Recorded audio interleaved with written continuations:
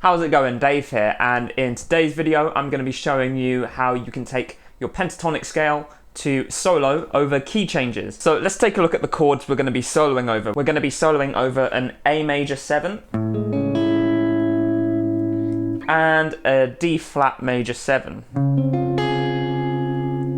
So we'll be playing in the key of A, and then when we get to the D flat major chord, we're going to be playing in the key of D flat. Now these two chords are a chromatic mediant modulation. That might sound quite complex, but it's really not. Chromatic meaning they're not in the same key, and mediant means a third. So they're basically a third apart and they're not in the same key. That's pretty much what a chromatic mediant is. We are going to be playing the A major pentatonic over the A major 7 chord. It's essential that you know the 5 pentatonic scale shapes for this particular video, because that's the first step to making solos sound really smooth over key changes. So we've got the first shape, but I'm actually going to be using the second shape, which is this: 7 9 7 9 7 9 6 9 7 10 7 9. All right, so that's my A major pentatonic scale. Then when we move to the D flat major 7 chord, I'm going to be playing the D flat major pentatonic scale. So the D flat major pentatonic scale, again, we've got 5 shapes, but I'm going to choose the shape that is closest to that A major pentatonic shape, and that would be shape number 5, which looks like this.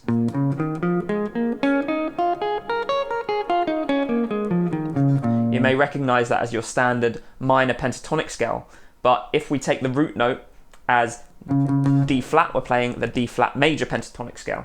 So that's from the 6th fret, 6 9 6 8 6 8 6 8 6 9 6 9. So we've got these 2 scales.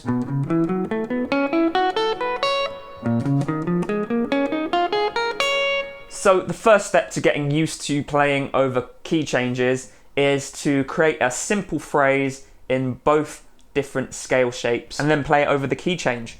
So what I've done is I've taken the 2 notes on the A string and the 2 notes on the D string in both shapes and just played them in ascending order. So on the A string we've got 7 9 and 7 9 on the D string for our A major pentatonic shape. Then we are playing the same thing, just a fret lower, 6 8 6 8 on the D flat major pentatonic shape. Let's take a listen to how that sounds over our chord progression.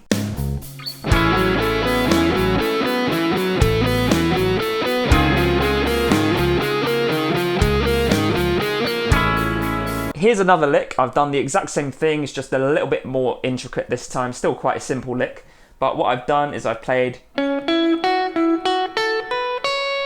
that for our A major pentatonic scale, and I've played the equivalent lick in the D flat major pentatonic scale. So I'm obviously not playing the same shape or the same notes, but wherever I'm playing 2 notes on the G string in our A major pentatonic shape, I'm playing 2 notes on the G string in the D flat major pentatonic shape, and so on. So it kind of sounds like this. And then when I go to D flat major pentatonic,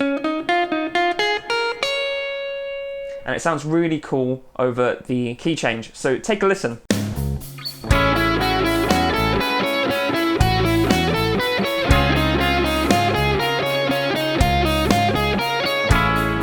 So the second step to soloing over these key changes is to find a common tone and use that to transition between the keys. So a common tone is just a note that occurs in both scales. And this is why it's really important to play scales that are very close to each other, because this 6th fret is common to both the A major pentatonic scales and the D flat major pentatonic scales. So in A, we call it a C sharp, but in D flat, we call it a D flat. And it's the 6th fret of the G string. So I'm going to use that just before the end of the A major section, and it's going to lead nicely just into the D flat section. So there's a very, very smooth transition by using this common tone. So take a listen and you'll hear how it sounds.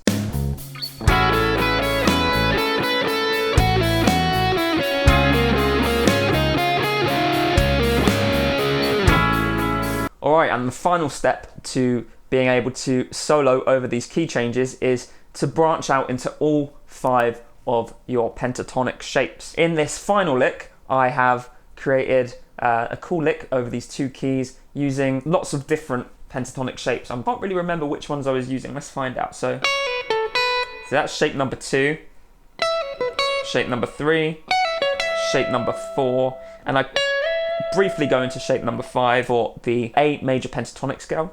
And then for the D flat major pentatonic scale, I start on shape 3, then I move to shape 4, then I finish on shape 5. So you'll hear how it sounds in a second when I play the lick. So take a listen.